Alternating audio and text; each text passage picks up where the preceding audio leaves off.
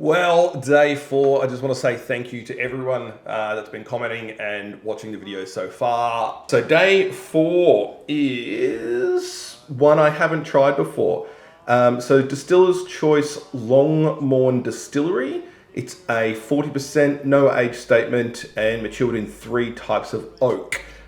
Seeing that I don't know much about this company, I will do some research at the end of it and come back to the video for you as well. But I have definitely seen the brand, but I haven't tasted it before.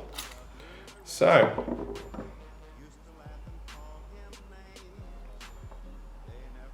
very, very light on the nose.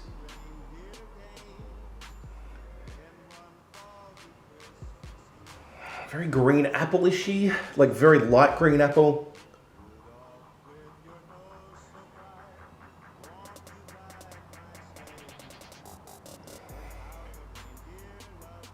All I'm getting is a little bit of green apple, tiny little bit of spices on there. Okay.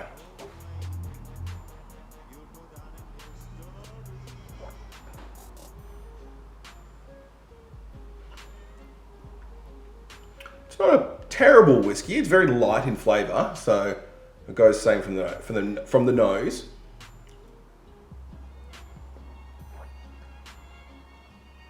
You definitely get some kind of apple coming through, a little bit of a dried fruit, something zesty in there as well. But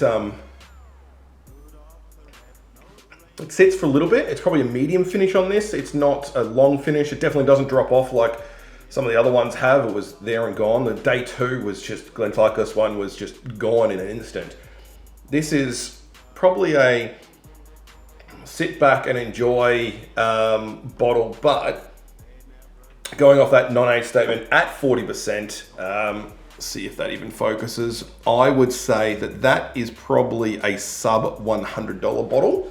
If it's not, I probably wouldn't pay much more over $100. Actually, I probably wouldn't pay $100 at all for it. Probably close to that 80 to 100 is probably where I'm hoping it kind of sits at. But only because it does, again, it's not punching the flavors through, but it is enjoyable enough you can sit down and have this as an everyday drinker. Okay, so I'm just gonna go do some research and I'll come right back and I'll get you some information. A few minutes later. All right, so I was right. $80 to $100 is pretty much where it comes in at. So for that, would I buy it? Actually, I probably would if I didn't have 300 bottles just kind of sitting there. So this one does get the red elf, which is fantastic.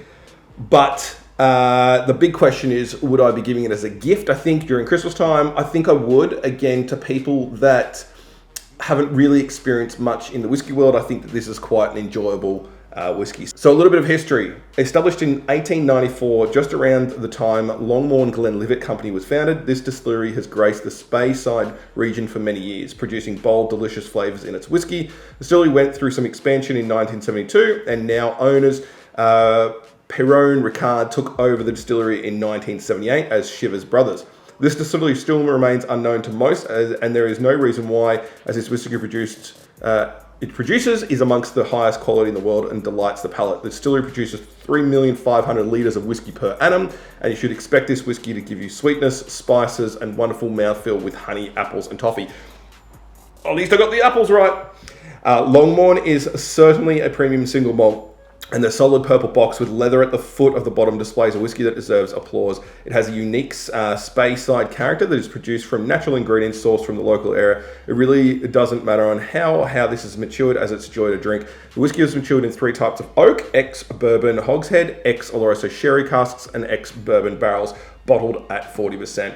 That is just, as I said, that's a win for me. I think it's a very simple, easy drink that anyone should be able to enjoy. Is it going to knock your socks off? No, but we remember we're talking $80 to $100 for an absolute whiskey. Now that's starting to get a little bit harder to find something that's absolutely going to knock your socks off. So as I said, red elf for this one. I think that's evened it up 2 for 2 now. Let's see what happens tomorrow.